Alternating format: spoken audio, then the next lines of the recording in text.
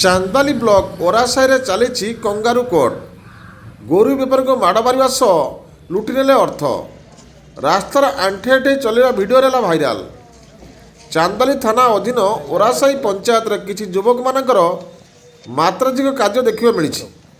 ଓରାସାହି ପଞ୍ଚାୟତର କିଛି ଯୁବକ ମତ ପରବନ୍ଧୁ ଗାଁରେ ଗୋରୁ ବ୍ୟବସାୟୀମାନଙ୍କୁ ମାଡ଼ ମାରିବା ସହ ଗାଁ ରାସ୍ତାରେ ଆଣ୍ଠେଇ ଆଣ୍ଠେଇ ଚଳାଇବା ସହ ସେମାନଙ୍କ କାନ ଧରି ଉଠବସ କରିଥିବା ଭିଡ଼ିଓ ଭାଇରାଲ ହେବା ଲାଗିଛି। ପରନ୍ତରୁ ଗାଁର ସାଇଦ ଖାଁ ତାଙ୍କର ଭାଇମାନଙ୍କ ସହ 7ଟି ଗୋରୁ କିଣି ବ୍ୟବସାୟ ପାଇଁ ନେଉଥିଲା ବେଳେ ଓରାସାହି ଛକ ନିକଟର 6 ଜଣ ଯୁବକ ସେମାନଙ୍କଠାରୁ 18,000 ଟଙ୍କା ଛଡ଼ାଇବା ସହ ଗାଁ ରାସ୍ତାରେ ଆଣ୍ଠେଇ ଆଣ୍ଠେଇ ଚଳାଇଥିଲେ।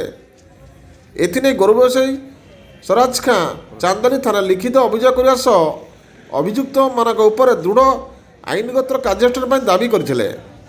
ପୋଲିସ ଅଭିଯୋଗ ଆଧାରରେ ଓରାସାହିରେ ପହଞ୍ଚି ଯୁବକମାନଙ୍କୁ ଧରିବା ପାଇଁ ଛାନଭିନ ଆରମ୍ଭ କରିଛି।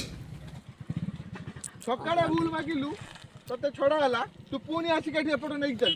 ଆମର କିଛି ବେପାରୀ ଯାଇଥିଲେ ଗୋରୁ କିଣିବା ପାଇଁ ଆମର ଓରାସାହି ଗାଁକୁ।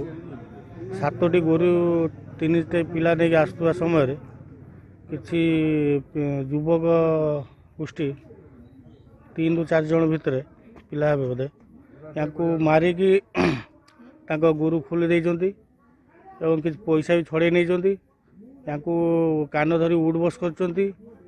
ତାପରେ ତାଙ୍କୁ ବାନ୍ଧିକି 7ଟାରୁ 11ଟା ପର୍ଯ୍ୟନ୍ତ ରଖିଛନ୍ତି।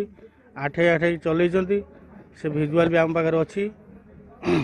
ସେଇଥିପାଇଁ ଆମେ ଆଜି IIC ସାର୍ଙ୍କ ପାଖକୁ ଆସିଛୁ। ଆମ ଏ ଆପ୍ଲିକେସନ୍ ଦେଇକି ଆପ୍ଲିକେସନ୍ ମାଧ୍ୟମରେ ତାଙ୍କୁ ଜଣେଇବୁ ସେ କ'ଣ ୟା ତ ଷ୍ଟେପ୍ ନେବେ। ଆମେ ଟିକେ ସେଇଥିପାଇଁ ଟିକେ ଆସିଥିଲୁ ସାର୍ଙ୍କ କତିକି ଆଉ।